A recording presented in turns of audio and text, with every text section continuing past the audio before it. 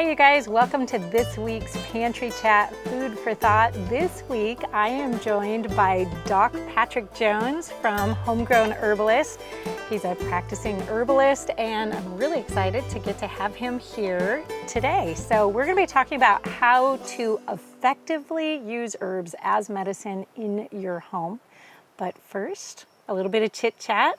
Welcome to the far north of Idaho. I love the far north of Idaho. You're down in southern Idaho, Yeah. and you took a nice long drive yesterday to get up here. Yep, What about do you 11 think? hours, I think. Yeah? Yeah, it's beautiful up here. You know, we're down in a cold desert, is where we live, which is also beautiful, but it's not beautiful like this. Yeah, this definitely has a lush quality Yeah, to it's it, doesn't it? really amazing. Yeah, good. So tell us a little bit about what you do. I know people can go see you on Homegrown Herbalist YouTube channel, also homegrownherbalist.net. But what I really want you to talk about for a second is your herbal school. Sure. Because I'm actually a student in Dr. Jones' herbal school, and it is phenomenal. It's really good. So talk about what you do. Like, is this a in-person school or is it an online school? Yeah, it's all those things. So it's called the Homegrown Herbalist School of Botanical Medicine, and you can do the whole program online. I mean, I have students on every continent except Antarctica, and we're doing some outreach. I don't know what the problem is down there. A lot of their seaweeds are medicinal. They're just not interested. They're not interested. But anyway, penguins are snooty that way. But anyway, so you don't have to be here to do it. You know, you can do it all online. But we do also offer, you know, live events, live workshops, live plant walks, and things like that for folks that can get here to anywhere really in the Intermountain West. I travel all over the western states doing it. And we record those events too so that people can watch them, you know, even if they're not on the plant walk, they can still go on the plant walk, you know. But it's a very, you know, I was a veterinarian for 30 years. Yes. And I've been a naturopath for a lot of years. I went to naturopath school. And so it's much more in the trenches, real world, you know, roll up your sleeves and let's get something done kind of medicine. And we cover a lot more things that are more serious than most herbalists cover, you know. And that's one thing, you guys may have heard me say this before, but one thing that I really appreciate about Doc Jones and his teaching is that not only is he the naturopath, but he actually had the opportunity to use all the herbs on the animals that he would treat. So if you have an emergency victim walk into your naturopath practice and they're gushing blood and they're, you know, imminently in a medical emergency, you probably can't touch them. Is that correct in the United States? Yeah, well, yeah, if you know, it's sort of a dance that you have to do to practice without breaking the law. And the law says you can't diagnose or prescribe. Yeah. That's the legality of practice. There's no such thing as a licensed herbalist in the United States. Yeah. It doesn't exist. But as long as you behave and don't diagnose and don't prescribe and don't tell people to quit taking their medicine, that's the quickest way to get in trouble, then you'll be fine. Right. You know? But I've done a lot of, and so it's more an educational experience for the client. And he's a client, not a patient. Right, you know? exactly. But I want to go back to the thought is that because, you know, oftentimes herbalists can't treat some of these really emergency situations without liability issues. But Doc Jones was also a veterinarian. Right. And a veterinarian is 911 for the animal world, That's right? So Yep. you are the emergency go-to. Yep. And he was able to use his herbal knowledge and the herbs in those emergency situations day after day after day on thousands of patients. Yeah. And see them work over and over again. So I love this is like practical experience. Yeah. This is really where rubber meets the road. When you need your herbs to work, we know they're going to work, right? Yeah. And we know how they'll work and what it'll do. And yeah, exactly. And I've done a lot of, you know, because of the years and years of fixing animals, Right. you know, I've developed this entirely inappropriate confidence level with humans. So we'll slap some herbs on it. What could happen? You know, Yeah. and it works on them too. And, Yeah. you know, we've done some pretty serious wound cases on humans too, and things like that. Uh-huh. That, you know, the doctor, I've had, you know, clients that were in a wound care clinic every day for 18 months getting nowhere, and in 3 months the herbs clean them up. Wow. You know, That's and amazing. so not because I'm smarter than the doctor, but because the plant works better than what he's doing, just because that's the way it works. Yeah. You know, Yeah. and so some things plants are really phenomenal at. Yeah. But yeah, it's a very, you know, the school has a very strong emphasis on that. The other thing that we emphasize a lot is using local stuff, getting to know your local stuff. Yeah. And that's why I go all over the place doing plant walks, so you can know what's in your backyard. Yeah. You know. Yeah. So. And that's really potent because that's what you have right there. Yeah. Like that's at your fingertip. You don't have to drive to town even to go, you know, Exactly. get those things. Yeah. And it's amazing what we have actually just growing right around us in a lot of places. Very, very strong medicine, very amazing herbal medicine right there in your yards in most cases. Yeah. And we kind of just see them as weeds and usually pull them out and get rid of them. Yeah, even the pretty ornamental stuff people are buying is, you know, Yeah. I got invited to do a lecture at a university a couple of months ago, and, you know, from my car to the front door of the building, it's, I don't know, maybe 50 feet, I identified 13 plants, and 11 of them were medicinal. Oh, wow. And they're all ornamentals. You know, they're all Right, pretty yeah. stuff they planted to be pretty. Uh-huh. You know, but just having that information in your brain Yeah. can really change your life, Yeah. you know. So. Oh, that's really good.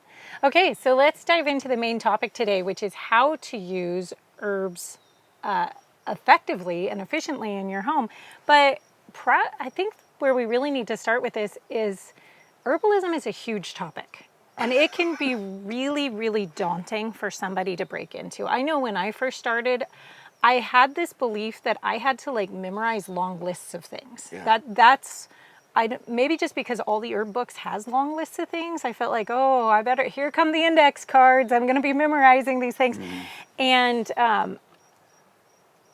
that, even if you do memorize it, it kind of gives you a long list of things that you don't know what to do with, is really Yeah. what ends up happening. Yeah. So what would you say the most practical way to learn herbalism is?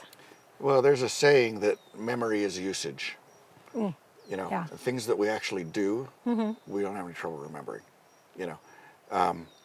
And so I would say that's probably the most valuable thing you can do as an herbalist to become a better herbalist and to have more utility and blessings from using herbs, is to just be using them all the time.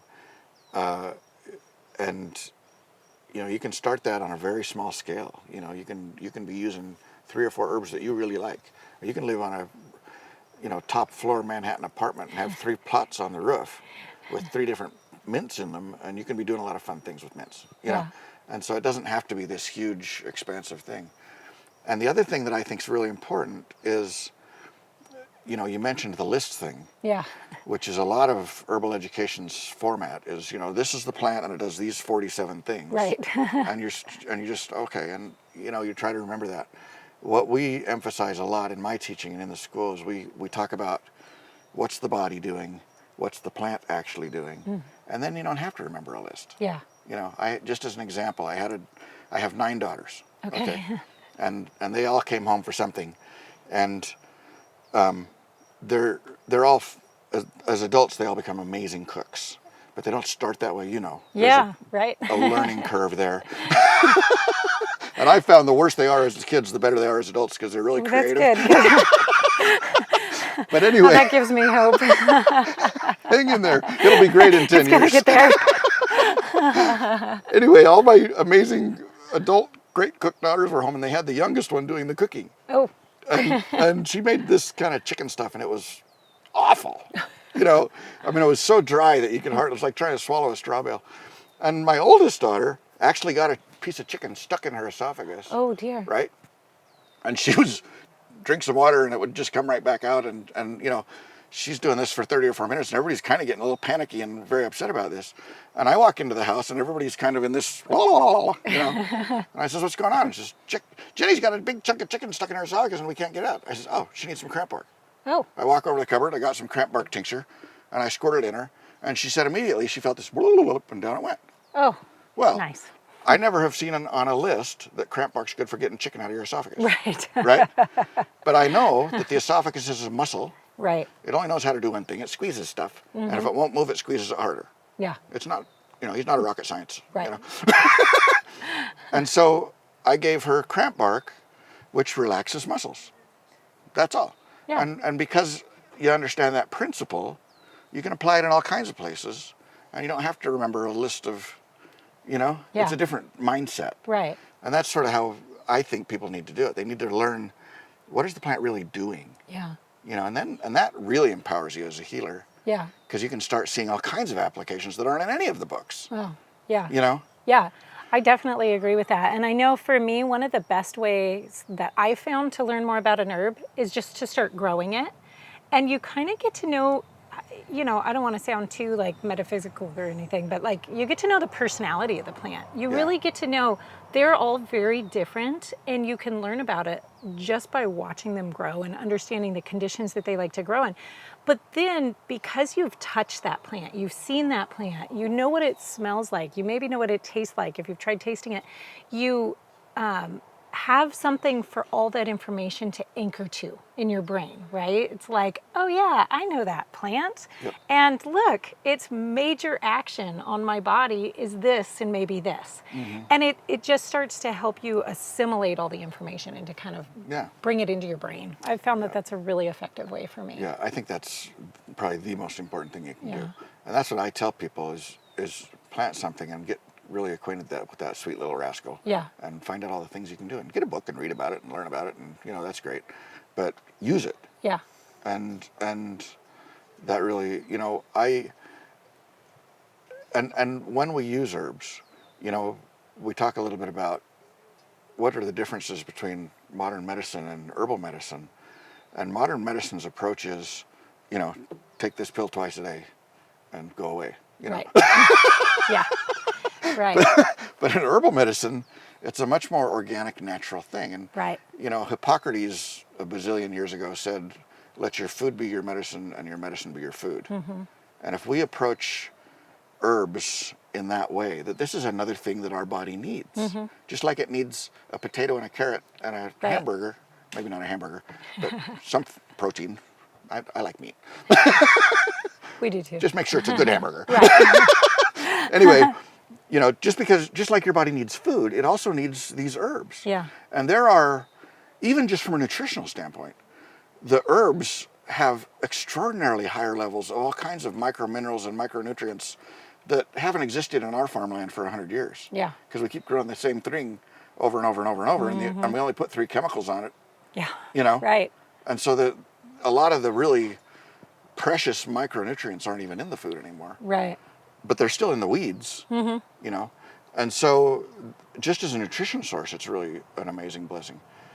But I used to walk into my herb room, and in the vet clinic, I sold my vet clinic about a year ago, but I had this wall that had all my dry herbs on it. There's 100 different herbs. And I would walk in there and decide every day, okay, who wants to come along today? Right. And I'd grab this and throw a spoonful of that, and a spoonful of that, and a spoonful of that, and take them. And I found that what I wanted and needed was very seasonal and very different. And if you just listen to your body, you can learn a lot about what you need. Right. Craving is a real thing. Yeah. The scientists call it pharmacognosy, which means knowing your medicine. Animals do it too. Yeah. In fact, a lot of what we know about herbal medicine has come from, millennia of people observing animals, and the Indians watching the horse, and why is he eating that today? Oh, it's because he's got a bellyache.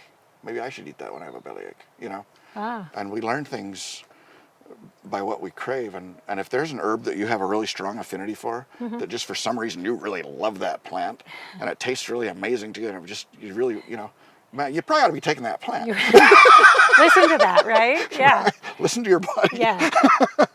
Yeah, a lot of people kind of treat intuition as this very magical thing, and the reality is we've got a lot of parts of our brain working in our subconscious that's bringing all these experiences and all these little bits of knowledge and all these things together, and they're informing us, and it's a really good thing to learn to listen to. And all these sensory perceptions. Yeah.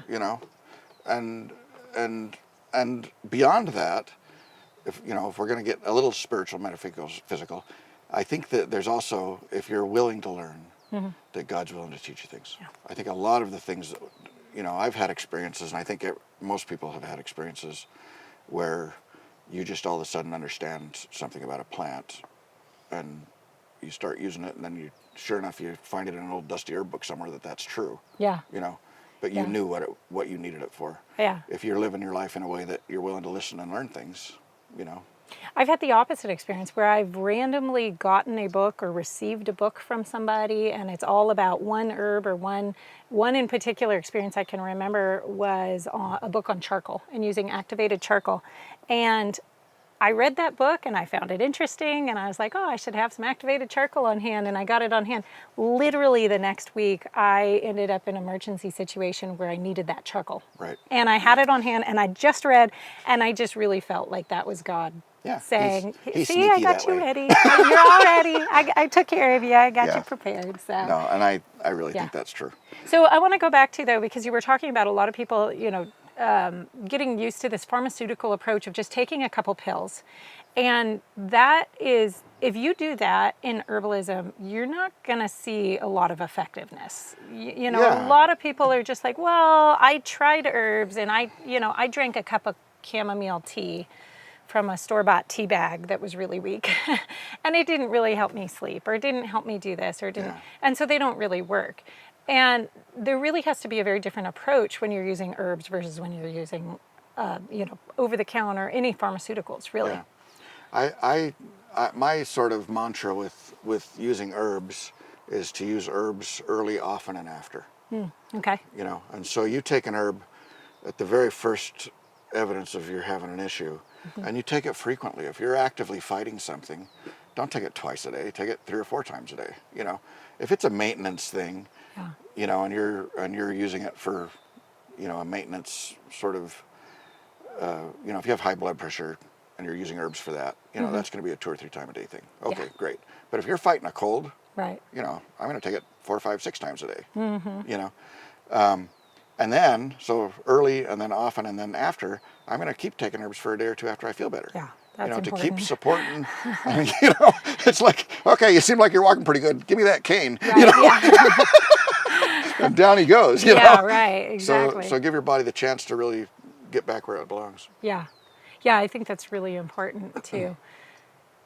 So let's talk about the safety of herbs. I know we kind of actually just filmed a video where we talked about that a little bit more, but let's say you've done exactly what we suggest and you've gotten 3 different herbs and you have them growing and you want to start using them, but you're a little nervous. How do you understand the safety of it, or any safety precautions for it? Like, what would you do? Do you have a book that you go to? There are some books. But honestly, most of the herbs that we use, most of the herbs that you could buy at, Herbs R Us or whatever, most of those have really wide margins of safety. Yeah. Almost without exception. Yeah. And the only exceptions I ever tell people to get worried about and be careful with is pregnancy and nursing, because those are some places where herbs can be an issue. And if you're on other pharmaceuticals, you need to make sure you're okay that way. But I'm in fact my wife's a midwife, and she's a naturopath too. Okay. And an herbalist, and she just retired from her midwifery practice, and she just finished a new research project for the school about what herbs are safe to take during pregnancy and which ones aren't. Okay. And it was a little bit shocking. We were both involved with it, and it was a little shocking. Some of the herbs that science was saying weren't safe. Right. The reasons they were saying they weren't safe were absurd. Yeah. And not, like you look at the one study they did that they based that on, and they were literally, feeding the equivalent of 6 or 8 pounds of an extract of an herb to the mice, per capita, not 6 pounds to that mouse. Yeah, but right. Based on body weight, it would be 6 or 8 pounds for us. Yeah. Don't do that. Don't consume 6 or 8 pounds of any one herb. It's a bad idea. At least not more than once a day.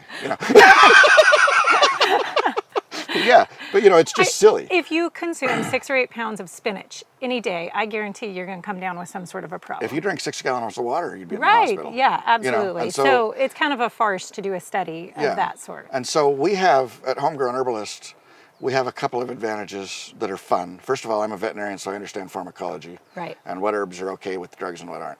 We have a midwife, so she knows what to take if you're pregnant or nursing and what not to. And I have a son-in-law who's got a PhD in physiology. Okay. Who's like the ultimate science nerd, right? And and he is getting into all these studies and saying, well, this study's not even, I don't know how this even got past the peers. Right. This is stupid. Yeah. But this is a great study. Yeah. And so there's all kinds of research at a scientific depth that's kind of different than a lot of herb education programs. And we think about things differently because we have all these dumb letters at the end of our name that we had to learn other stuff. And so it's a different perspective. Yeah. But, I think how to learn it and what to learn, just make sure you look it up if you're pregnant or nursing. If you're on pharmaceuticals, talk to somebody that knows what's going on. Yeah. That's all. That's probably a pretty good summation of herbal safety right there. Otherwise, don't worry about it. Yeah. Yeah, that's where I'm at. Herbs are incredibly safe. And if we actually in the United States kept really good numbers, which, we don't want to keep numbers that we don't want to see the answers to in the United States. So a lot of times they don't actually record any negative effects that herbs have had on people. They don't quite lump them into a way that are very readable, and they don't keep those numbers very up to date. But that we can tell it is an extremely, extremely, extremely low number of people that are harmed by herbs every year. Yeah. I think it was like less than 1. Yeah, and if you look at the history, I mean, for 5,000 years, that we know of, people have been using a lot of herbs. Yeah. And we've pretty much weeded out the ones that'll kill you. Yeah, exactly. We figured that out. I mean, if you were to have a negative effect from an herb, you probably are going to either end up with a tummy ache or your head might hurt. Oh, that's really, your body is going to tell you because it is a natural substance. It knows what it's doing. Your body's going to start going, whoa, maybe you should back off a little bit. Yeah. Because you have all of these things that understand the herb. Your body just totally meshes with it and understands it. And when they do have studies that show harmful effects of herbs, they're almost always from very prolonged use or very high doses. Right. And that's not how you use herbs for the most part. I mean, there's some things that you can take every day all your life and who cares, and it's great for you. But most of the things that we're using medicinally, you're just not going to do that. Yeah. And so it's just not that big of a risk or issue. Yeah. Good. So you guys, if you want to make learning herbs more effective, start planting some. Get to know them one by one. Stop trying to memorize the list and just get to dive into a couple of plants. Hey, you could even choose your own plant a year or herb a year to really get to know and really dive into and get to know one single herb. Because knowing just a few herbs in depth is going to get you a lot further than knowing a whole bunch of herbs, but not really knowing how to use them, right? Lists. Yeah, and a whole bunch of lists. You can't remember any of them when you have an emergency. And then tell us again how you say early, often, and after. Early, often, and after. When you're taking herbs, make sure you take enough. And that is one of the biggest things that I see people do that are not getting effective results with herbs, is they're just not taking enough. They're just not using it enough. They're not taking enough. They're not treating it. Even if it's topical, they're not treating it enough. You need to keep getting that herb in you or on you. Yep. And relax about the safety stuff. They're really not that dangerous. So yeah. Well, thank you very much for joining us today. Hey, if you guys want to get a hold of Doc Jones, check out homegrownherbalist.net. And if you're at all interested in herbal studies and learning more, I really highly recommend his school. So you want to check that out. There's information for that on homegrownherbalist.net. Yep. And you have lifetime access. Once you get it, you have lifetime access, which is good for people like me who are very slow in getting through it. All right, thanks for hanging out with us today. It's been great having you. You bet. It's great to be here. Okay. Bye.